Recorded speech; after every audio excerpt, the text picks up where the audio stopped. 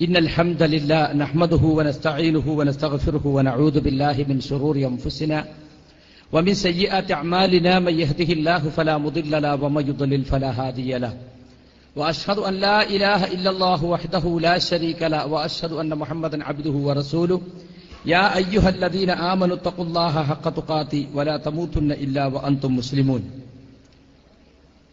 أما بعد فإن خير الحديث كتاب الله وأصدق السنن سنة محمد صلى الله عليه وسلم وشر الأمور محدثاتها وكل محدثة بدعة وكل بدعة ضلالة وكل ضلالة في النار.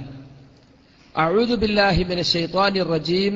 يا أيها الذين آمنوا أطيعوا الله وأطيعوا الرسول وأولي الأمر منكم فإن تنازعتم في شيء فردوه إلى الله والرسول إن كنتم تؤمنون بالله واليوم الآخر ذلك خير وأحسن تأويلا.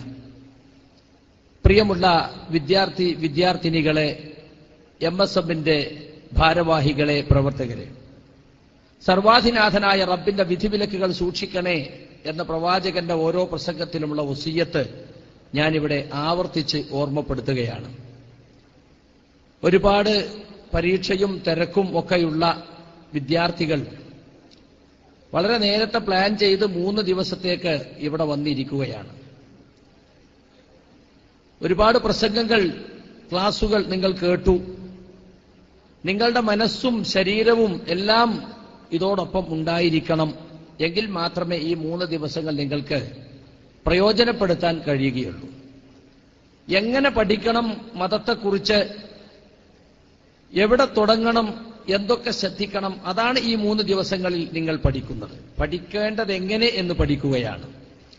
അതുകൊണ്ട് തന്നെ ഇതൊരു തുടക്കം മാത്രമായി കണ്ട് നാം നിത്യേന ദീനിനെ കുറിച്ച് പഠിച്ചുകൊണ്ടിരിക്കുന്ന അവസ്ഥയിലേക്ക് വരണമെന്നാണ് ആദ്യമായി എനിക്ക് വിദ്യാർത്ഥി സുഹൃത്തുക്കളോട് ഓർമ്മപ്പെടുത്താനുള്ളത്. പ്രമാണബദ്ധമായ വിശ്വാസം എന്ന വിഷയത്തിൽ എന്തൊക്കെയാണ് പ്രമാണങ്ങൾ, എന്തുകൊണ്ടവ പ്രമാണങ്ങളാകുന്നു, എങ്ങനെയാണ് പ്രമാണങ്ങളെ സമീപിക്കേണ്ടത് എന്ന ഈ 3 ഭാഗങ്ങളാണ് എനിക്ക് അവതരിപ്പിക്കാനുള്ളത്. പ്രമാണമല്ലാത്ത പലതും നമ്മുടെ സമുദായം പ്രമാണമായി തെറ്റിദ്ധരിച്ചിട്ടുണ്ട്. പാരമ്പര്യമാണ് പ്രമാണമെന്നാണ് ഭൂരിഭാഗം ആളുകളും ധരിച്ചിട്ടുള്ളത്. അത് ഇന്നോ ഇന്നലെയോ ഉള്ളതല്ല. പ്രവാചകന്മാർ വന്ന നാടുകളിലൊക്കെ പ്രവാചകന്മാർ കൊണ്ടുവന്ന സന്മാർഗത്തിന് ആളുകൾ തടസ്സവാദം ഉന്നയിച്ചത് ഞങ്ങളുടെ കാരണവന്മാരായി പൂർവിക തലമുറയിൽ നിന്ന് പരമ്പരാഗതമായി കിട്ടിയ വിശ്വാസാചാരങ്ങളുമായിട്ടാണ് ഞങ്ങൾ ജീവിക്കുന്നത്, ഞങ്ങൾക്ക് അത് മതി, അതാണ് യഥാർത്ഥ മതം എന്നാണ് അവർ വിചാരിച്ചിരുന്നത്. നബി സല്ലല്ലാഹു അലൈഹി വസല്ലം മക്കയിൽ വന്നപ്പോഴും ഇദാ ഖീല ലഹും ഇത്തബിഉ മാ അൻസലല്ലാഹ്, അല്ലാഹു അവതരിപ്പിച്ച് നിങ്ങൾ പിൻപറ്റൂ എന്നവരോട് പറയപ്പെട്ടാൽ ഖാലൂ ബൽ നത്തബിഉ മാ അൽഫൈനാ അലൈഹി ആബാഅനാ, ഞങ്ങൾ ഞങ്ങളുടെ പൂർവ്വപിതാക്കന്മാരെ ഏതൊന്നിലായി കണ്ടിട്ടുണ്ടോ അതിനെയാണ് ഞങ്ങൾ പിൻപറ്റുന്നത്. ഖുർആൻ അവരോട് ചോദിക്കാണ്, അവലൗ കാന ആബാഉഹും ലാ യഅഖിലൂന ശൈഅൻ വലാ യഹ്തദൂൻ, അവരുടെ പൂർവ്വപിതാക്കന്മാർ ചിന്തിക്കാത്തവരും സന്മാർഗം പ്രാപിക്കാത്തവരുമാണെങ്കിലുമോ. സൂറത്തുൽ ബഖറ, വിശുദ്ധ ഖുർആനിലെ 2-ാമത്തെ അധ്യായം 170-ാമത്തെ ആയത്ത്. നിങ്ങൾ പോയിട്ട് പരിഭാഷ നോക്കണം. അവരുടെ പിതാക്കന്മാർ ഒന്നും ചിന്തിക്കാത്തവരും അതുപോലെ സന്മാർഗം പ്രാപിക്കാത്തവരുമാണെങ്കിലോ എന്ന് ഖുർആന്റെ ചോദ്യം.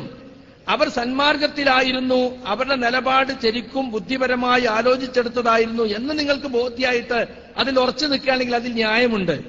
അവർ സന്മാർഗത്തിലായിരുന്നില്ല, അവർക്ക് ബുദ്ധിപരമായി തന്നെ പിഴവ് പറ്റിയെന്ന് ബോധ്യമായിട്ടും നിങ്ങളതിൽ കടിച്ചു തൂങ്ങുകയാണോ എന്നാണ് ഖുർആൻ ചോദിക്കുന്നത്. അപ്പൊ ഈ പാരമ്പര്യവാദം നബി സല്ലല്ലാഹു അലൈഹി വസല്ലം മാത്രമല്ല കേൾക്കേണ്ടി വന്നിട്ടുള്ളത്, എല്ലാ നബിമാരും അങ്ങനെ കേൾക്കേണ്ടി വന്നിട്ടുണ്ടെന്നാണ് സൂറത്ത് സുഖ്റുഫിൽ അള്ളാഹു പറയുന്നത്. ഈ പാരമ്പര്യവാദികളോട് ഖുർആൻ നൽകുന്ന 2 മറുപടി, ഒന്ന് വിശുദ്ധ ഖുർആൻ സൂറത്തുൽ ബഖറയിൽ തന്നെയുള്ള തിൽക ഉമ്മത്തും ഖദ് ഖലത്ത് ലഹാ മാ കസബത് വലക്കും മാ കസബതും വലാ തുസ്അലൂന അമ്മാ കാനൂ യഅമലൂൻ, അവർ ഒരു കഴിഞ്ഞുപോയ സമുദായം, അവർ നേടിയതെന്തോ അവർക്കുണ്ടായിരിക്കും, അവർ പ്രവർത്തിച്ചിരുന്നതിനെ പറ്റി നിങ്ങളോട് ചോദിക്കൂല. വളരെ ലളിതമായ ഭാഷയിൽ പറഞ്ഞാൽ എന്നോട് ചോദിക്കൂല എന്റെ വല്ലിപ്പ എന്താ ചെയ്തത്, വല്യമ്മ എന്താ ചെയ്തത്, പൂർവിക തലമുറ എന്താ ചെയ്തത്, അള്ളാഹു എന്നോട് ചോദിക്കൂല. അവർ ചെയ്തതിനെ പറ്റി ഉത്തരം പറയേണ്ടത് അവരാണ്. അതുകൊണ്ട് അവരൊക്കെ അങ്ങനെയാണ്, അതുകൊണ്ട് ഞാനും ഇങ്ങനെയാ എന്ന് പറയേണ്ട കാര്യമില്ല. അവരെങ്ങനെയാണ് എന്നതല്ല, നമ്മൾ എങ്ങനെ ആയിരിക്കണം എന്നതാണ് നാം പഠിക്കേണ്ടത് എന്ന ആയത്തിലൂടെ പഠിപ്പിക്കാണ്. ഫിറഔൻ ജനങ്ങളെ ഇളക്കി വിട്ടത് അത് പറഞ്ഞിട്ടാണല്ലോ.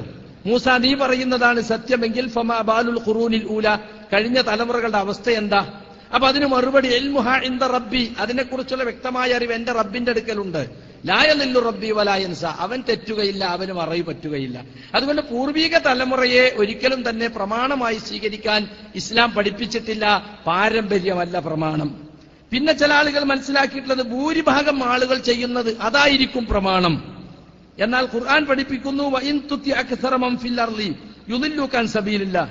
സൂറത്തുൽ അൻആം 116 ആയത്ത്. അതിൽ പറഞ്ഞെന്താ? ഭൂമിയിലുള്ള അധിക പേരെയും നീ അനുസരിച്ചാൽ അവർ അള്ളാന്റെ മാർഗത്തിൽ നിന്നെ തെറ്റിച്ചു കളയും. അപ്പൊ ഭൂരിപക്ഷം നോക്കിയല്ല സത്യവും അസത്യവും തീരുമാനിക്കേണ്ടത്. പിന്നെ ചില ആളുകൾ ധരിച്ചിട്ടുള്ള പുരോഹിതന്മാരും പുരോഹിത സഭയും എടുക്കുന്ന തീരുമാനമെന്തോ അതാണ് മതപ്രമാണം. അതാണ് ജൂതന്മാർക്കും ക്രിസ്ത്യാനികൾക്കും പറ്റിയ തെറ്റ്. ഇത്തഖദു അഹ്ബാറഹും വറുഹ്ബാനഹും അർബാബം മിൻ ദൂനില്ലാഹ് വൽ മസീഹ ഇബ്ന മറിയം. സൂറത്ത് തൗബയിൽ അല്ലാഹു പറയാണ്, എന്താണ്? അവർ അവരെ പണ്ഡിതന്മാരെയും പുരോഹിതന്മാരെയും ഈസബിന് മറിയമ്മനെയും അള്ളാഹ്ക്ക് പുറമെ റബ്ബാക്കി. അദീബിന് ഹാത്തിം എന്ന സഹാബി, അദ്ദേഹം അന്ന് മുസ്ലിം ആയിട്ടില്ല, കുരിശുമാല ധരിച്ച് റസൂലുള്ളാഹിന്റെ സദസ്സിൽ വന്നപ്പോ ഈ ആയത്ത് കേട്ടു. അദ്ദേഹം നേരെ പ്രതികരിച്ചു, ഞങ്ങൾ അവർ ആരാധിച്ചിട്ടില്ലല്ലോ. അപ്പൊ റസൂൽ ചോദിച്ചു, അള്ളാഹ് ഹറാമാക്കിയതിനെ പുരോഹിതന്മാരോ പുരോഹിത സഭയോ ഹറാമാക്കിയാൽ നിങ്ങളെ സ്വീകരിക്കൂലേ? നേരെ മറിച്ച് അള്ളാഹ് ഹറാമാക്കിയത് അവർ ഹലാലാക്കിയാൽ അതും നിങ്ങൾ സ്വീകരിക്കൂലേ? ഫതിൽക ഇബാദത്തും, അതന്നെയാണ് അവർക്കുള്ള ആരാധന. അപ്പൊ അതുകൊണ്ട് ഹറാമും ഹലാലും നിശ്ചയിക്കുവാൻ, വിധി വിലക്കുകൾ തീരുമാനിക്കുവാനുള്ള അധികാരം പുരോഹിത സഭകൾക്ക് വകവെച്ചു കൊടുത്തവർ പൗരോഹിത്യത്തെയാണ് പ്രമാണമായി കണ്ടത്. പുരോഹിതൻ പറഞ്ഞാൽ തിരുവായിക്കെതിർവായില്ലാതെ സ്വീകരിക്കണമെന്നാണ് അവർ പഠിപ്പിക്കപ്പെട്ടത്. ഇസ്ലാമിൽ പൗരോഹിത്യം പ്രമാണമല്ല. ഏത് പുരോഹിതൻ പറഞ്ഞാലും അല്ല ഉസ്താദെ ഖുർആനിൽ അങ്ങനെയുണ്ടോ, അല്ല ഉസ്താദെ റസൂലിന്റെ ഹദീസിൽ അങ്ങനെയുണ്ടോ എന്ന് അദ്ദേഹത്തോടുള്ള എല്ലാ ബഹുമാനവും നിലനിർത്തിക്കൊണ്ട് തന്നെ ചോദിക്കാൻ ഒരു മുസ്ലിമിന് സ്വാതന്ത്ര്യമുണ്ട്. മറ്റതങ്ങനെയല്ല. നോം പറഞ്ഞിരിക്കുന്നു, നോം പറയുന്നതാണ് പ്രമാണം. ഇടവകയിൽ ഒരു കുഞ്ഞാടും അത് ചോദിക്കാൻ പാടില്ല. അങ്ങനെ തിരുവായിക്കെതിർവായില്ലാതെ സ്വീകരിക്കപ്പെടേണ്ടവനാകുന്നു ഞാൻ എന്ന് അങ്ങനത്തെ ഒരു സ്വഭാവം ഇസ്ലാമിൽ ഇല്ല. പിന്നെ പിൽക്കാലത്തുണ്ടായത് മദ്ഹബുകളാണ് പ്രമാണം എന്ന നിലക്ക് ഞാൻ ഷാഫിയാണ്, അതുകൊണ്ട് ഷാഫി പണ്ഡിതന്മാർ പറഞ്ഞാണ് എന്റെ പ്രമാണം. ഞാൻ ഹനഫിയാണ്, എനിക്ക് ഹനഫി പണ്ഡിതന്മാർ പറഞ്ഞാണ് പ്രമാണം. ഇസ്ലാമിൽ അത് പ്രമാണമല്ല. മദ്ഹബിന്റെ ഇമാമുകൾ ആരും തന്നെ അവരുടെ വാക്കുകൾ പ്രമാണങ്ങളാണെന്ന് പറഞ്ഞിട്ടില്ല. അവരൊക്കെ പറഞ്ഞിട്ടുള്ളത് നിങ്ങൾ കിതാബിലേക്കും സുന്നത്തിലേക്കും മടങ്ങണം, ഞങ്ങളെ നിങ്ങൾ അന്ധമായി അനുകരിക്കല്ലേ. വഖുദിൽ അഹ്കാമ മിൻ ഹൈസു അഖദു, എവിടെ നിന്നാണ് അവരൊക്കെ ഇമാമീങ്ങളും പണ്ഡിതന്മാരും ഒക്കെ ദീനിന്റെ വിധികൾ മനസ്സിലാക്കിയത്? മിനൽ കിതാബി വസ്സുന്ന, കിതാബത്തും സുന്നത്തുന്നും, അവിടുന്ന് നിങ്ങളും മതവിധികൾ മനസ്സിലാക്കിക്കോ എന്നാണ് പണ്ഡിതന്മാരൊക്കെ പറഞ്ഞിട്ടുള്ളത്. അതുകൊണ്ട് ഞാൻ ഓതി വെച്ച സൂറത്ത് നിസായിലെ 59 ആയത്ത് പ്രമാണങ്ങൾ പഠിക്കുമ്പോ നിങ്ങൾ പ്രത്യേകം പഠിക്കേണ്ട ആയത്താണ്, മനഃപ്പാഠമാക്കേണ്ട ആയത്താണ്. 4-ാം അധ്യായം 59 വചനം. യാ അയ്യുഹല്ലദീന ആമനു അത്തിഉല്ലാഹ വ അത്തിഉർ റസൂൽ. വിശ്വാസികളെ, നിങ്ങൾ അള്ളാഹുവിനനുസരിക്കണം, റസൂലിനനുസരിക്കണം. അള്ളാഹുവിനനുസരിക്കുക എന്നാണ് അള്ളാഹിന്റെ ഖുർആൻ അനുസരിക്കുക. റസൂലിനനുസരിക്കുക എന്ന ഖുർആനിന്റെ വ്യാഖ്യാനമായി അവിടുന്ന് പഠിപ്പിച്ചിട്ടുള്ള അധ്യാപനങ്ങളെ മുഴുവൻ അനുസരിക്കുക. വഉലിൽ അംരി മിൻകും, ഈ ഖുർആന്റെയും സുന്നത്തിന്റെയും അടിസ്ഥാനത്തിൽ നിങ്ങൾക്ക് നേതൃത്വം നൽകുന്നവരെയും നിങ്ങൾ അനുസരിക്കുക, കൈകാര്യകർത്താക്കളെ നിങ്ങൾ അനുസരിക്കുക. എന്നാൽ ഫഇൻ തനാസഅതും ഫീ ശൈഇൻ, വല്ല കാര്യത്തിലും നിങ്ങൾ അഭിപ്രായ ഭിന്നതയിലായാലോ ഫറുദ്ദുഹു, ആ കാര്യത്തെ നിങ്ങൾ മടക്കണം, ഇലല്ലാഹി വർ റസൂൽ, അല്ലാഹുവിലേക്കും റസൂലിലേക്കും മടക്കണം. എന്നിട്ട് പറയാണ് ഇൻ കുന്തും തുഅ്മിനൂന ബില്ലാഹി വൽ യൗമിൽ ആഖിർ, അല്ലാഹുവിലും പരലോകത്തിലും വിശ്വാസമുള്ളവരാണെങ്കിൽ നിങ്ങൾ അതാണ് ചെയ്യേണ്ടത്. എന്ത്? തർക്കപ്രശ്നങ്ങളെ ഖുർആനിലേക്കും സുന്നത്തിലേക്കും മടക്കണം. ദാലിക ഖൈറും വഹ്സനു തഅ്വീല, ഏറ്റവും നല്ലതും നല്ല പര്യവസാനമുള്ളതും അതാണ്. താൽക്കാലികമായി ചൊട്ടുപരിഹാരങ്ങളൊക്കെ ഉണ്ടായിന്ന് വരും, പക്ഷേ ആത്യന്തികമായ അർത്ഥത്തിൽ നിങ്ങൾക്ക് പ്രശ്നത്തിന് പരിഹാരം കിട്ടണോ അള്ളാഹുവിലേക്കും റസൂലിലേക്കും മടക്കണം. ഇവിടെ ഒരു കാര്യം നിങ്ങൾ പ്രത്യേകം ശ്രദ്ധിക്കണം. അനുസരിക്കാൻ പറഞ്ഞപ്പോ അള്ളാഹിനനുസരിക്കണം, റസൂലിനനുസരിക്കണം, ഉലുൽ അംറിന് കൈകാര്യകർത്താക്കൾ അനുസരിക്കണം എന്ന് പറഞ്ഞു. എന്നാൽ തർക്കപ്രശ്നം മടക്കാൻ പറഞ്ഞപ്പോഴോ അള്ളാഹുവിലേക്ക് മടക്കണം, റസൂലിലേക്ക് മടക്കണം, നേതൃത്വത്തിലേക്ക് മടക്കണം എന്ന് പറഞ്ഞോ? പറഞ്ഞില്ല. എന്തുകൊണ്ട്? അത് പ്രമാണമല്ല. നേതൃത്വത്തിന്റെ വാക്ക് പ്രമാണമല്ല. ഖുർആനും സുന്നത്തും അനുസരിച്ച് നേതൃത്വം പറയുമ്പോൾ മാത്രമാണ് അത് പ്രമാണമാകുന്നത്. ഇവിടെ സ്വാഭാവികമായും ഒരു സംശയം വരാം. വാദപ്രതിവാദങ്ങളിലൊക്കെ വ്യവസ്ഥ എഴുതുമ്പോ ഒന്ന് പ്രമാണങ്ങൾ എന്തൊക്കെയാ? ഒന്ന് വിശുദ്ധ ഖുർആൻ, 2 സ്വഹീഹായ ഹദീസ്. അപ്പൊ സ്വഹീഹ് അല്ലാത്ത ഹദീസ് പ്രമാണമല്ല. ദുർബലമായ തെളിവിന് കൊള്ളാത്ത പ്രബലമല്ലാത്ത ഹദീസ് ഒരിക്കലും പ്രമാണമല്ല. 3 ഇജ്മാഅ്, 4 ഖിയാസ്. അപ്പൊ പ്രമാണം 2 എന്നിട്ട് ഇപ്പൊ 4 എന്ന് ചോദിക്കും. ഈ അവസാനം പറഞ്ഞ രണ്ടും സ്വതന്ത്ര പ്രമാണങ്ങളല്ല. എന്താ ഇജ്മാ എന്ന് പറഞ്ഞ? വിശുദ്ധ ഖുർആന്റെയും തിരുസുന്നത്തിന്റെയും അടിസ്ഥാനത്തിൽ ഒരു വിഷയത്തിൽ ഒരു കാലഘട്ടത്തിലെ ഗവേഷണ പടുക്കളായ മുഴുവൻ പണ്ഡിതന്മാരും യോജിച്ചെടുത്ത തീരുമാനം. അത് ഖുർആനും സുന്നത്തിനും പുറത്തുള്ളൊരു പ്രമാണമല്ല. അല്ല, നിങ്ങൾ വിചാരിക്കുമ്പോൾ ഇജ്മാ 5-ാം പാള്യം, ഇജ്മാ 4-ാം പാള്യം എന്ന കിതാബൊന്നുമില്ല. മനസ്സിലായില്ലേ? ഇജ്മാ എന്ന് പറഞ്ഞാൽ ഏകാഭിപ്രായം. ഒരു വിഷയത്തിൽ ഒരു കാലഘട്ടത്തിലെ ഗവേഷണ കഴിവുള്ള പണ്ഡിതന്മാർ യോജിച്ചെടുത്ത തീരുമാനം എന്ന് പറഞ്ഞാല് മുഖല്ലിദീങ്ങളായ കിതാബും സുന്നത്തും തിരിയാത്ത കാലകീല കാണാപ്പാടം പഠിച്ചോല് ഓലൊക്കെ പാടെ ഒന്നിച്ച് അത് 100,000 ആളുണ്ടെങ്കിലും ശരി ഓലെ ഇജ്മായിൽ കൂട്ടൂല. ഇജ്മായിൽ കൂട്ടണമെങ്കിൽ മുജ്തഹിദാകണം. ഖുർആനും സുന്നത്തും മുമ്പിൽ വെച്ച് ഗവേഷണം നടത്താൻ കഴിവുള്ള ആളുകളായിരിക്കണം. അങ്ങനൊന്നും ഉണ്ടാകുമോ? അതാപ്പ സംശയം. എല്ലാ പണ്ഡിതന്മാരും ആർക്കും ഒരു അഭിപ്രായം ഇല്ലാന്ന്. ഇന്ന് ആധുനിക സംവിധാനങ്ങൾ ഇത്രയുള്ള കാലത്ത് പോലും എല്ലാ പണ്ഡിതന്മാർക്കും അങ്ങനെ തന്നെയാണ് അഭിപ്രായം എന്ന് പറയാൻ പറ്റുമോ? കണ്ടെത്താൻ കഴിയോ? പ്രയാസമുള്ള കാര്യമാണ്. പണ്ടത്തെ കാലത്തൊക്കെ അവനവന്റെ കക്ഷിയുടെ അഭിപ്രായം സ്ഥാപിക്കാൻ വേണ്ടി പലരും ഇജ്മാഇനെ അവലംബിക്കും. അങ്ങനെ ഉലമാക്കൾ ഇജ്മാ ആയിട്ടുണ്ട് എന്ന് പറയും. ഓന്റെ പെരേ കുത്തിർന്ന് എഴുതുക. ഓനറിയോ മറ്റു ഉലമാക്കൾക്കൊക്കെ എന്താ അഭിപ്രായം എന്ന്? അറിയില്ല. അതുകൊണ്ടാണ് ആരെങ്കിലും ഇജ്മാ വാദിച്ചാൽ അവൻ കള്ളനാണ് എന്ന് പറഞ്ഞത്. അപ്പൊ ഇജ്മാ സ്വതന്ത്ര പ്രമാണമല്ല. ഈ ഖുർആനിൽ നിന്നും സുന്നത്തിൽ നിന്നും ഉരുത്തിരിയുന്ന ഒരു പ്രമാണത്തിന്റെ രീതിയാണത്. പിന്നെ ഖിയാസ് എന്താ? ഖിയാസ് എന്നാ തുലനം ചെയ്യൽ, താരതമ്യപ്പെടുത്തൽ എന്നാണ്. എന്ന് പറഞ്ഞാൽ റസൂലുള്ളാഹി സ്വല്ലല്ലാഹു അലൈഹി വസല്ലമിന്റെയും സഹാബത്തിന്റെയും കാലത്തില്ലാത്ത നവങ്ങളായ പുതിയതായ പ്രശ്നങ്ങൾ ഉടലെടുക്കുമ്പോൾ ആ പ്രശ്നത്തിന് എന്തു വിധി പറയണം എന്ന് ഒരു പണ്ഡിതൻ ആലോചിക്കുമ്പോൾ അയാൾ എന്താ ചെയ്യേണ്ടത്? ഇതിനു സമാനമായ, ഇതിനോട് താരതമ്യപ്പെടുത്താൻ പറ്റുന്ന വല്ലതും അന്ന് നടന്നിട്ടുണ്ടോ? അന്ന് അതിന് നബിയും സഹാബത്തും കൊടുത്ത വിധി എന്താണ്? ആ വിധി ഇന്നത്തെ ഈ പുതിയ പ്രശ്നത്തിനും ബാധകമാക്കുക. അതിനാണ് ഖിയാസ് എന്ന് പറയുക. നിങ്ങൾക്ക് എളുപ്പം ഓർമ്മ വരും. ഇപ്പൊ സിനിമ റസൂലിന്റെ കാലത്തില്ലാത്തൊരു സംഗതിയാണ്. അപ്പൊ സിനിമ ഹലാലോ ഹറാമോ എന്ന് ചർച്ച ചെയ്യുമ്പോ ഇതിൽ എന്തൊക്കെയാ സിനിമയിലുള്ളത്? ഒന്ന്, കബളിപ്പിക്കുന്ന നാട്യങ്ങൾ, അഭിനയങ്ങൾ. അതിന്റെ ഇസ്ലാമിക വിധി എന്താ? പിന്നെ അതിൽ നടക്കുന്നത് ഔറത്ത് പ്രദർശനം, അല്ലെ, നഗ്നതാ പ്രദർശനം. അതിന് ഇസ്ലാമിന്റെ വിധി എന്താ? അങ്ങനെ അതിൽ ഓരോന്നും എടുത്തിട്ട് അതിന്റെ വിധികൾ കൂട്ടിവെച്ചിട്ടാണ് സിനിമയെക്കുറിച്ചൊരു തീരുമാനം പറയുന്നത്. അതാണ് ഖിയാസ് അല്ലെങ്കിൽ താരതമ്യപ്പെടുത്തൽ എന്ന് പറയുന്നത്. യഥാർത്ഥത്തിൽ ഇജ്തിഹാദ് എന്ന് പറയുന്നതും അത് തന്നെയാണ്. അപ്പൊ അഹ്ലുസുന്നയെ അംഗീകരിക്കുന്ന ആളുകളെ സംബന്ധിച്ചിടത്തോളം ഈ 2 പ്രമാണങ്ങൾ ചുരുക്കി പറയുമ്പോഴും വിസ്തരിച്ച് പറയുമ്പോൾ 4 പ്രമാണങ്ങളും അംഗീകരിക്കുന്നുണ്ട്. ഇനി നമുക്ക് ചർച്ച ചെയ്യാനുള്ളത് എന്തുകൊണ്ടാണ് കിതാബും സുന്നത്തും നമുക്ക് പ്രമാണമാകുന്നത്? കിതാബ് അള്ളാഹു ഇറക്കിയതാണ്. അത് ഖുർആൻ പഠിച്ച ആർക്കും മനസ്സിലാകും അത് ദൈവീകമാണ്. അതിനെ സംബന്ധിച്ച് വിശുദ്ധ ഖുർആൻ വ്യക്തമായി പറഞ്ഞിട്ടുണ്ട്. മനുഷ്യന് നന്മ ഏത് തിന്മ ഏതെന്ന് തീരുമാനിക്കാൻ അവന്റെ ബുദ്ധി പോരാ. അവനെ സൃഷ്ടിച്ച അവന്റെ കാര്യങ്ങൾ അവനെക്കാളേറെ അറിയുന്ന അള്ളാഹുവാണ് നിയമങ്ങളും നിർദ്ദേശങ്ങളും വിധികളും വിലക്കുകളും വെച്ചുകൊണ്ട് ഈ വേദഗ്രന്ഥം അവതരിപ്പിച്ചത്. അസാ അൻ തക്റഹു ശൈഅൻ വഹുവ ഖൈറുൽ ലക്കും വഅസാ അൻ തുഹിബ്ബു ശൈഅൻ വഹുവ ശർറുൽ ലക്കും. സൂറത്തുൽ ബഖറയിൽ യുദ്ധവുമായി ബന്ധപ്പെട്ട ആയത്ത് പറഞ്ഞ ഉടനെ പറയാണ്, ചില കാര്യങ്ങൾ നിങ്ങൾക്ക് ഇഷ്ടമില്ലായിരിക്കാം, വെറുപ്പായിരിക്കും, പക്ഷെ യഥാർത്ഥത്തിൽ നിങ്ങൾക്കത് ഗുണകരമായിരിക്കും. വേറെ ചില കാര്യങ്ങൾ നിങ്ങൾക്ക് നന്നായി തോന്നും, വാസ്തവത്തിൽ നിങ്ങൾക്ക് ദോഷമായിരിക്കും. അള്ളാഹു അറിയുന്നു, നിങ്ങൾ അറിയുന്നില്ല. അപ്പൊ നിങ്ങൾക്ക് ഏതിലാണ് നന്മ ഏതിലാണ് തിന്മ എന്ന് നിങ്ങൾക്ക് തീരുമാനിക്കാൻ പറ്റില്ല. കാര്യങ്ങളുടെ ബാഹ്യമായ അവസ്ഥകൾ നോക്കി വിധി പറയാനേ നിങ്ങൾക്ക് കഴിയുള്ളൂ. അത് അള്ളാഹ്ക്ക് മാത്രമേ അറിയുള്ളൂ. അതുകൊണ്ട് നന്മ തിന്മകളെക്കുറിച്ച് വ്യക്തമായി അറിയുന്ന, മനുഷ്യനെക്കുറിച്ച് മനുഷ്യനെക്കാളേറെ അറിയുന്ന അള്ളാഹുവിന്റെ ഗ്രന്ഥമാണ് ഖുർആൻ. അതുകൊണ്ടാണ് ഖുർആൻ പ്രമാണമാകുന്നത്. സൂറത്ത് അഅറാഫിലെ 3-ാമത്തെ ആയത്ത്, ഇത്തബിഉ മാ ഉൻസില ഇലൈക്കും മിർ റബ്ബിക്കും, നിങ്ങൾക്ക് നിങ്ങളുടെ റബ്ബിൽ നിന്ന് അവതരിപ്പിക്കപ്പെട്ടത് നിങ്ങൾ പിൻപറ്റുക. വലാ തത്തബിഉ മിൻ ദൂനിഹി ഔലിയ, അവന് പുറമെ രക്ഷാധികാരികളെ നിങ്ങൾ പിൻപറ്റാൻ പാടില്ല. ഖലീലൻ മാ തദക്കറു, നിങ്ങൾ വളരെ കുറച്ച് മാത്രമേ ആലോചിക്കുന്നുള്ളൂ. സൂറത്ത് ആലു ഇമ്രാൻ വിശുദ്ധ ഖുർആനിലെ 3-ാമത്തെ ആയത്തിലെ 103-ാമത്തെ വചനം വളരെ നമ്മൾ കേട്ട് പരിചയമുള്ള ആയത്താണ്. വഅതസിമൂ ബിഹബ്ലില്ലാഹി ജമീഅൻ വലാ തഫറഖു, നിങ്ങൾ അള്ളാഹുവിന്റെ പാശമാകുന്ന ഖുർആനെ മുറുകെ പിടിക്കണം, നിങ്ങൾ ഭിന്നിച്ചു പോകരുത്. ഇനി വളരെ പ്രസിദ്ധമായ ഹദീസ് ഇമാം മാലിക്കിന്റെ മുവത്തയിലും അബൂദാവൂദിന്റെ സുന്നനുമൊക്കെ ഉള്ളതാണ്. ഇന്നി ഖദ് തറക്തു ഫീകും ഷൈഅൈനി, 2 കാര്യം ഞാൻ നിങ്ങളിൽ വിട്ടേച്ചു പോകുന്നു. റസൂൽ സല്ലല്ലാഹു അലൈഹി വസല്ലം പറഞ്ഞതാണ്. ലൻ തളില്ലു ബഅദഹുമാ, അത് രണ്ടിനും മുറുകെ പിടിക്കുന്ന പക്ഷം അതിനുശേഷം പിന്നെ നിങ്ങൾ ഒരിക്കലും പിഴക്കുകയില്ല.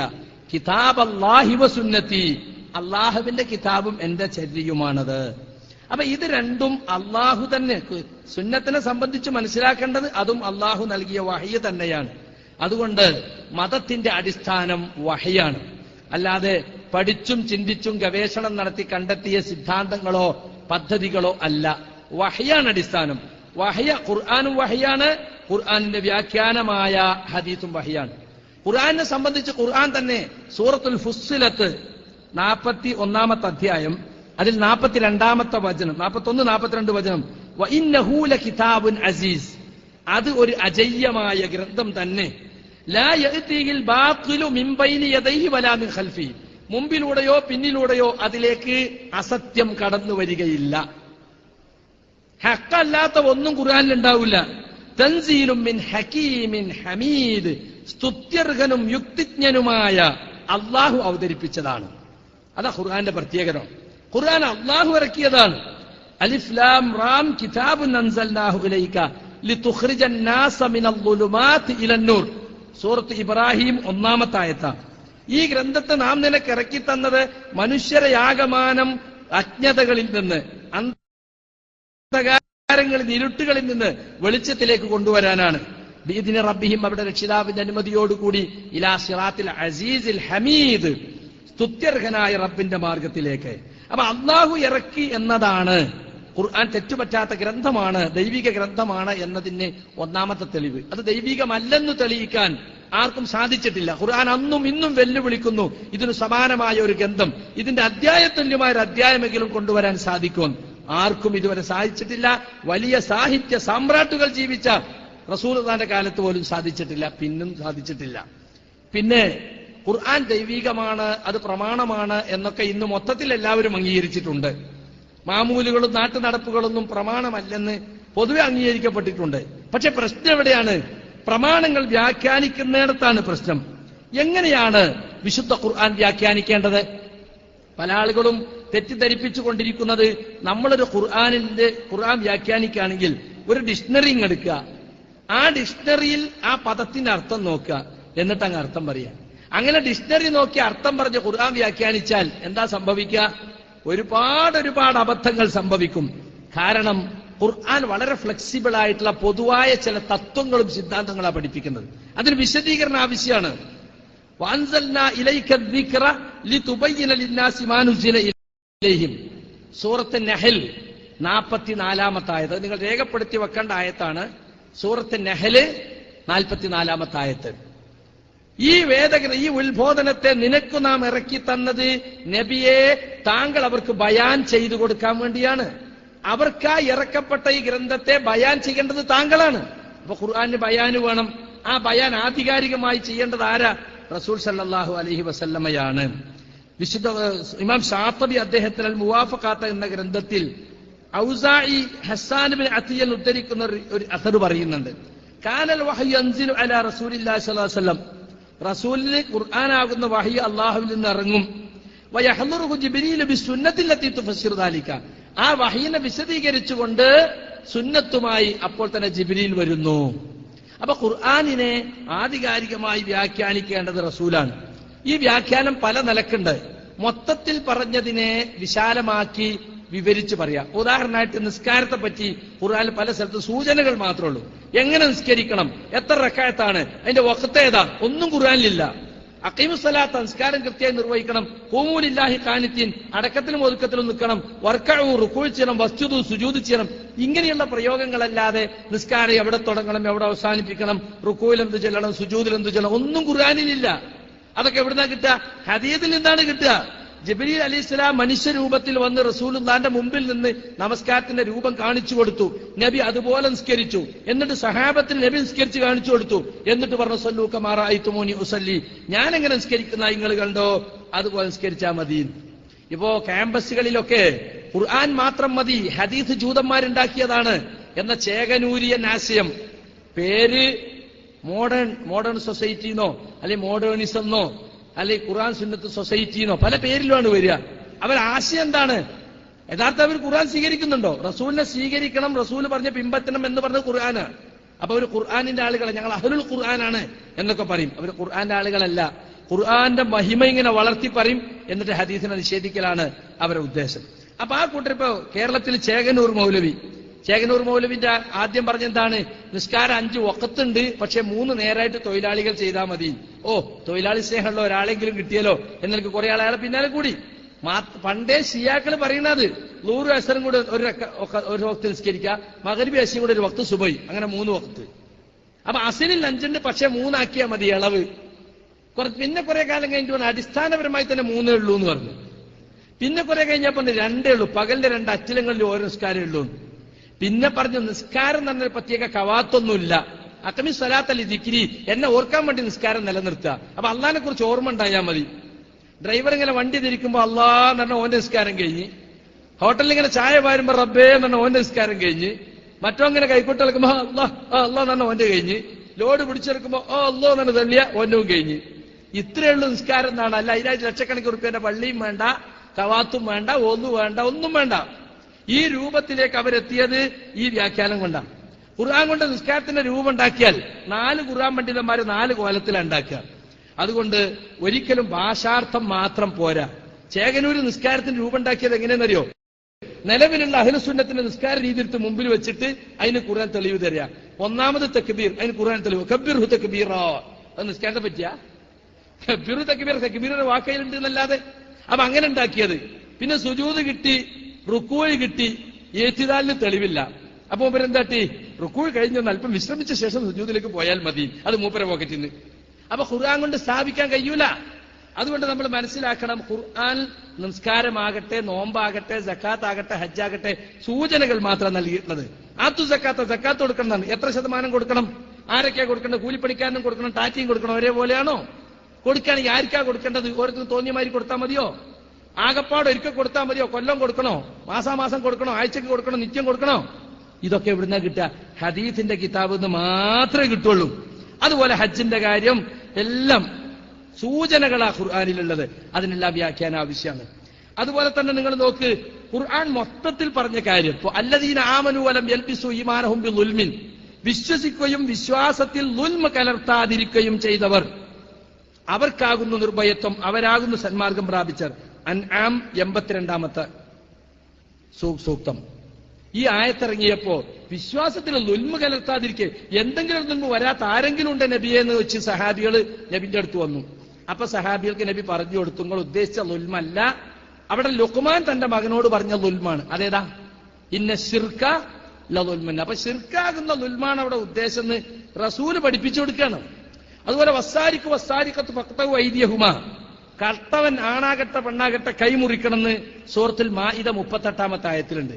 കൈ തന്നെ ഇവിടുന്ന് അങ്ങോട്ടൊക്കെ ആകാം, കച്ചത്തിന് അങ്ങോട്ട് മുറിക്കണം, ഇവിടുന്ന് മുറിക്കണം, വ്യക്തമായിട്ട് പറഞ്ഞു കൊടുക്കാൻ കഴിയില്ല. അപ്പൊ അത് സുന്നത്ത് കൊണ്ട് മാത്രമാണ് അത് വിശദീകരണം നമുക്ക് ലഭിക്കുന്നത്. അതുകൊണ്ട് നിങ്ങൾ മനസ്സിലാക്കണം, ഖുർആൻ വ്യാഖ്യാനിക്കണമോ ഹദീസ് ആവശ്യമാണ്.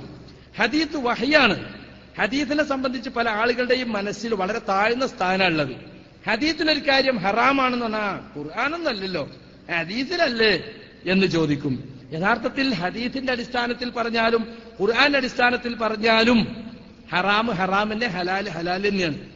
റസൂൽ പറഞ്ഞിട്ടുണ്ട്, അബൂദാവൂദ് റിവായത്ത് ചെയ്യുന്ന 3849ാമത്തെ ഹദീസാണ്. അലാ യൂശിക്കു റജുലുൻ ശബആനു അലാ അരീകതിഹി, നിങ്ങളിൽ ഒരാൾ വയറ് നിറച്ചിട്ട് അവന്റെ അലങ്കൃത കട്ടിലിൽ സോഫയിൽ ഇങ്ങനെ ചാരി ഇരുന്നിട്ട് പറയുന്ന ഒരു കാലം വരും. അലൈക്കും ബിഹാദൽ ഖുർആൻ, നിങ്ങൾ ഈ ഖുർആൻ മുറുകെ പിടിച്ചോളൂ. ഫമാ വജത്തും ഫീഹി മിൻ ഹലാൽ ഫഅഹില്ലൂഹു, അതിൽ ഹലാലായി കണ്ടതൊക്കെ ഹലാലാക്കിക്കോളൂ.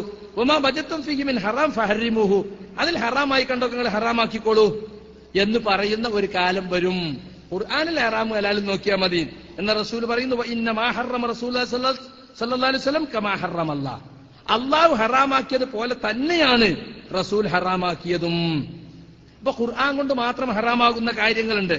ഒരു പെണ്ണിനെയും അവളുടെ മാതൃ സഹോദരി, പിതൃ സഹോദരി, ഉമ്മാന്റെ അനിയത്തി ജ്യേഷ്ഠത്തിമാര് അല്ലെങ്കിൽ ഉപ്പാന്റെ പെങ്ങന്മാർ, അവരെയും കല്യാണം കഴിക്കാൻ പാടില്ല.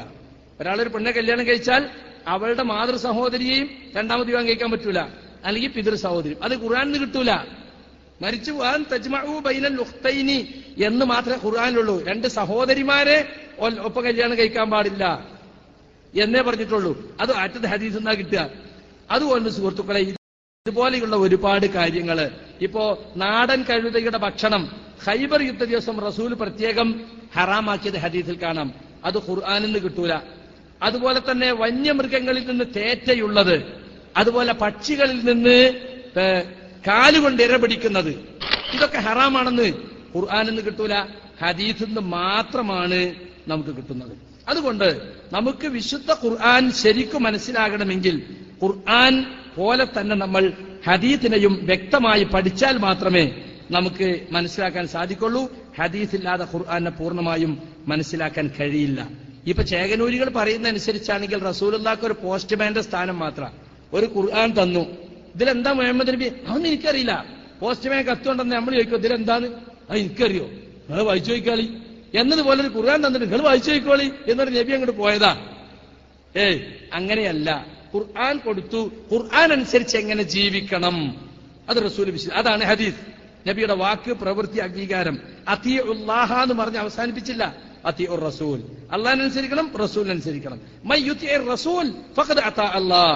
സൂറത്ത് നിസാഇൽ 80-ാമത്തെ ആയത്ത്. ആരെങ്കിലും റസൂലിനനുസരിച്ചിട്ടുണ്ടെങ്കിൽ അയാൾ യഥാർത്ഥത്തിൽ അനുസരിക്കുന്നത് അള്ളാഹുവിനെ തന്നെയാണ്.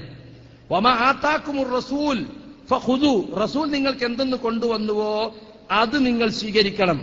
റസൂൽ എന്തെന്ന് നിങ്ങളോട് വിരോധിച്ചോ അത് നിങ്ങൾ വിട്ടുനിൽക്കണം. ഇതാണ് ഖുർആൻ പറഞ്ഞിട്ടുള്ളത്. അതുപോലെ അത് സൂറത്തുൽ ഹശ്റിലെ 7-ാമത്തെ ആയത്താണ്. നിങ്ങൾ എഴുതി വെക്കേണ്ട ആയത്താണ്. അതുപോലെ സൂറത്ത് അഹ്സാബിലെ 36-ാമത്തെ ആയത്ത്. വമാ കാന ലിമുഅ്മിനിൻ വലാ മുഅ്മിനത്തിൻ ഇദാ ഖലല്ലാഹു വറസൂലുഹു അംറൻ അൻ യകൂന ലഹുൽ ഖിയറത്തു മിൻ അംരിഹിം. മുസ്ലിമായ മുഅ്മിനായ ആണാകട്ടെ പെണ്ണാകട്ടെ, അള്ളാഹുവും റസൂലും ഒരു കാര്യം വിധിച്ചു കഴിഞ്ഞാൽ അവർക്ക് സ്വന്തം ഇഷ്ടം പ്രവർത്തിക്കാൻ സ്വാതന്ത്ര്യമില്ല. എനിക്ക് എന്റെ ഇഷ്ടം പ്രവർത്തിക്കാൻ സ്വാതന്ത്ര്യമുണ്ടോ? ഇല്ല. ഷഹാദത്ത് കലിമ അംഗീകരിച്ചൊരു മുസ്ലിം ഇല്ല. അങ്ങനെ ആരെങ്കിലും അല്ലാഹു റസൂൽ പ്രവർത്തിച്ചാൽ അവർ വ്യക്തമായും പഴച്ചുപോയി. അപ്പൊ അള്ള വിധിച്ചാലും റസൂല് വിധിച്ചാലും നമ്മളെ തന്നിഷ്ടനുസരിച്ച് പ്രവർത്തിക്കാതെ അവർ പറഞ്ഞനുസരിച്ച് പ്രവർത്തിക്കണം. സൂറത്ത് നൂറിലെ 23-ാമത്തെ ആയത്ത്. ഫൽയഹ്ദരില്ലദീന യുഖാലിഫൂന അൻ അംരിഹി അൻ തുസീബഹും ഫിത്ന ഔ യുസീബഹും അദാബുൻ അലീം. അള്ളാഹുവിന്റെ റസൂലിന്റെ കൽപ്പനയ്ക്ക് എതിരെ പ്രവർത്തിക്കുന്നവർ ആരാകട്ടെ അവർക്ക് ഒരു ആപത്ത് ബാധിക്കുന്നതിന് അല്ലെങ്കിൽ വേദനാജനക ശിക്ഷ വരുന്നതിന് അവർ പേടിക്കട്ടെ എന്ന് വിശുദ്ധ ഖുർആൻ പറഞ്ഞിട്ടുണ്ട്. ഇങ്ങനെ ഒരുപാട് ആയത്തുകളിലൂടെ പ്രവാചകൻ അംഗീകരിക്കണം, പ്രവാചക സുന്നത്ത് സ്വീകരിക്കണം എന്ന് പറഞ്ഞിട്ടുണ്ട്. കിതാബും ഹിക്മത്തും പഠിപ്പിക്കല റസൂലിന്റെ ഡ്യൂട്ടി എന്ന് പറഞ്ഞു. കിതാബ് എന്നാണ് അള്ളാന്റെ ഖുർആൻ. ഹിക്മത്ത് എന്താ? കിതാബിനെ വിശദീകരിക്കുന്ന റസൂലുള്ളാന്റെ സുന്നത്താണ്. അപ്പൊ ചില ആളുകൾക്കൊരു സംശയം ഉണ്ടാകും, അപ്പൊ ഖുർആനും സുന്നത്തും തുല്യ പദവിയിലുള്ളതാണ് എന്ന് വരുമോ? പദവിയുടെ കാര്യത്തിൽ തുല്യം തന്നെയാണ്. പക്ഷെ ചില വ്യത്യാസങ്ങൾ ഖുർആനും ഹദീസും തമ്മിലുണ്ട്. ഒന്ന്, ഖുർആനിന്റെ വാചകവും അതിന്റെ ആശയവും ഒക്കെ അള്ളാഹുവിൽ നിന്നുള്ള കലാമുള്ള അള്ളാന്റെ കലാമാണ്, മുത്തവാത്തിറാണ്, അനേകം പരമ്പരകളിലൂടെ അനിഷേധ്യമായി അറിയപ്പെട്ടതാ. എന്നാൽ ഹദീത്ത് അങ്ങനെയല്ല. ഹദീത്തിന് ആശയം മാത്രം അള്ളാന്റെ വഹയ്, അതിന്റെ പദങ്ങൾ നബിയുടേതോ അല്ലെങ്കിൽ റിപ്പോർട്ട് ചെയ്യുന്ന സഹാബിയുടേതോ ആയിരിക്കാം. പിന്നെ ഖുർആൻ മുഴുവനും മുഅ്ജിസത്താണ്. അതുകൊണ്ട് വെല്ലുവിളിച്ചു, ഇതുപോലുള്ളത് കൊണ്ടുവരാൻ സാധിക്കുമോ? ജിന്നും മിൻസും ഒന്നായി ശ്രമിച്ചാലും കഴിയില്ല എന്ന് ഖുർആൻ തന്നെ പറയുകയും ചെയ്തു. അത് ഖുർആന്റെ വാചകങ്ങൾക്ക് മാത്രമുള്ളതാ. റസൂലുള്ളാഹിന്റെ ഹദീസിന് അങ്ങനെ വെല്ലുവിളിയില്ല. അതുപോലെ തുല്യമായ വാചകങ്ങൾ ഒരുപക്ഷെ മനുഷ്യർക്കും ചിലപ്പോൾ ഉണ്ടാക്കാൻ സാധിച്ചെന്ന് വരാം. പക്ഷേ ഒരിക്കലും തന്നെ ഖുർആൻ പോലെയുള്ള മുഅ്ജിസത്ത് അല്ലാതെ. പിന്നെ വിശുദ്ധ ഖുർആൻ ഓരോ അക്ഷരവും ഓതിയാൽ അതിന് പുണ്യമുണ്ട്. മൻ ഖറഅ ഹർഫൻ മിൻ കിതാബില്ലാഹി ഫലഹു ബിഹി ഹസന. ഒരക്ഷരം ഓതിയാൽ, ഇപ്പൊ നിങ്ങളെ കൊണ്ട് ഓദിച്ചല്ലോ, എല്ലാവരും കൂട്ടത്തിൽ ഓതി, എന്താ? ഒരക്ഷരം ഓതിയാൽ അതിന് 10 പുണ്യമുണ്ട്. മനസ്സിലായില്ലേ? 10 പുണ്യം. അത് ഖുർആനില് മാത്രമുള്ളതാ. അത് ഹദീത്തിന്റെ ലഫ്ളുകൾക്ക് അങ്ങനെ പുണ്യം പ്രഖ്യാപിച്ചിട്ടില്ല. അതുകൊണ്ട് സുഹൃത്തുക്കളെ, അള്ളാഹു ഹറാമാക്കിയതും റസൂൽ ഹറാമാക്കിയതും ഒരുപോലെ തന്നെയാണ് എന്ന് നമ്മൾ മനസ്സിലാക്കണം. പലരുടെയും ധാരണ എന്താന്ന് വിചാരിച്ചാല്, എന്തെങ്കിലും പ്രശ്നം ഉണ്ടായാൽ ആദ്യം ഖുർആൻ നോക്കുക, ഖുർആനിൽ കണ്ടിട്ടില്ലെങ്കിൽ ഹദീസ് നോക്കുക, അതിനും കണ്ടിട്ടില്ലെങ്കിൽ നമ്മൾ ഗവേഷണത്തിലേക്ക് നീങ്ങുക. അതിനെന്താ അറിയോ? പലരും അങ്ങനെ ഒരു ഹദീസ് പഠിച്ചു വെച്ചിട്ടുണ്ട്. എല്ലാവരും പരിചയമുള്ള ഹദീസ് ആകും. മുആദ് ബിൻ ജബലിനെ നബി സല്ലല്ലാഹു അലൈഹി വസല്ലം യമനിലേക്ക് അയക്കുമ്പോ ചോദിച്ചത്രേ, ബിമ തഹ്കുമു, നീ എന്തുകൊണ്ടാണ് വിധി പറയുക? അദ്ദേഹം പറഞ്ഞു, ബി കിതാബില്ല, അള്ളാന്റെ കിതാബ് കൊണ്ട്. ഫഇൻ ലം തജിദ്, നീ അതിൽ കണ്ടില്ലെങ്കിലോ? ഖാല ബിസുന്നത്തി റസൂലില്ലാ, അള്ളാന്റെ റസൂലിന്റെ സുന്നത്ത് കൊണ്ട്. ഖാല ഫഇല്ലം തജിദ്, അതിലും നീ കണ്ടില്ലെങ്കിലോ? ഖാല അജ്തഇദു റഅയി, ഞാൻ എന്റെ ബുദ്ധി ഉപയോഗിച്ച് ഗവേഷണം നടത്തും. വലാ ആലു, അതിൽ നീ ഞാൻ തെറ്റൂല. അപ്പൊ റസൂൽ അയാൾക്ക് വേണ്ടി, അദ്ദേഹത്തിന് വേണ്ടി പ്രാർത്ഥിച്ചത്രേ, അൽഹംദുലില്ലാഹില്ലദി വഫഖ റസൂലില്ലാ ലിമാ യുഹിബ്ബു റസൂലുള്ളാഹ്, അള്ളാഹുവിന്റെ ദൂതന്റെ ദൂതനെ അള്ളാന്റെ റസൂൽ ഇഷ്ടപ്പെടുന്ന രൂപത്തിലാക്കിയ അള്ളാഹ്ക്ക് സ്തുതി. ഇതാണ് ഇപ്പൊ ഹദീസ് ദുർബലമായ അമീറുൽ മുഅ്മിനീന ഫിൽ ഹദീസ് എന്നറിയപ്പെട്ട ഇമാം ബുഖാരി പറഞ്ഞത് ഹദീസ് മുൻകർ എന്നാണ്. ഷെയ്ഖ് നാസറുദ്ദീൻ അൽബാനി അദ്ദേഹത്തിന് സിൽസിലത്തുൽ ലഈഫ, ദുർബല ഹദീസുകളുടെ സമാഹാരത്തിൽ 885 നമ്പറായി വിശദീകരിച്ചിട്ടുണ്ട്. നമ്മൾ KNM പുറത്തിറക്കിയ തഖ്ലീദുൽ പഠനം എന്ന പുസ്തകത്തിലും ഉസൂലുൽ ഫിഖ്ഹിന്റെ ഏതാണ്ട് എല്ലാ കിതാബിലുള്ള ഹദീസാണ്. പക്ഷെ ദുർബലമായ ഹദീസാണ്. അതുകൊണ്ട് സുഹൃത്തുക്കളെ, ഒരിക്കലും തന്നെ ആ ഒരു രീതി നമുക്ക് പാടില്ല. നമ്മൾ പ്രമാണം സ്വീകരിക്കുമ്പോൾ ഈ ഖുർആനിലും ആദ്യം നോക്കുക, പിന്നെ ഹദീസ് നോക്കുക, അതിൽ കണ്ടില്ലേ ഗവേഷണം നടത്തുക എന്നതില്ല. ഖുർആനും സുന്നത്തും ഒരുപോലെ നോക്കണം. മനസ്സിലായില്ലേ? അതാണ് അതിനെ സംബന്ധിച്ച് പറയാനുള്ളത്. പിന്നെ ഖുർആനും ഹദീസും എങ്ങനെ മനസ്സിലാക്കണം? സ്വഹാബത്ത് എങ്ങനെ മനസ്സിലാക്കിയോ അതുപോലെ മനസ്സിലാക്കണം. കാരണം അവർക്കാണ് ഖുർആൻ ഇറങ്ങിയത്. ഖുർആൻ വ്യാഖ്യാനിക്കുമ്പോൾ ഖുർആൻ കൊണ്ട് വ്യാഖ്യാനിക്കുക, അല്ലെങ്കിൽ ഹദീസ് കൊണ്ട് വ്യാഖ്യാനിക്കുക. പിന്നെ സ്വഹാബികളുടെ വ്യാഖ്യാനം എന്താണോ അത് നോക്കുക, താബിഈങ്ങൾ എങ്ങനെ വ്യാഖ്യാനിച്ച അത് നോക്കുക. ഈ രീതിയാണ് വ്യതിയാനങ്ങളിൽ നിന്ന് രക്ഷപ്പെടാവുന്ന രീതി. സലഫ് സാലിഹുകൾ എന്ന് നമ്മൾ പറയുന്നത് അവരെ കുറിച്ചാണ്. ആദ്യത്തെ തലമുറ റസൂലിന്റെ കൂടെ ജീവിച്ച സഹാബത്തിന്റെ തലമുറ, പിന്നെ അതിനടുത്തവർ താബികൾ, പിന്നെ താബികൾ. ഈ 3 തലമുറയാണ് സലഫ് സാലിഹ്. അവരുടെ വ്യാഖ്യാനത്തിനാണ് ഖുർആൻ വ്യാഖ്യാനത്തിൽ നാം മുൻഗണന കൊടുക്കേണ്ടത്. അത് അവഗണിച്ചുകൊണ്ട് സ്വന്തം നിലക്ക് വ്യാഖ്യാനിച്ചതാണ് പല കക്ഷികളും ഉടലെടുക്കാനുള്ള കാരണം.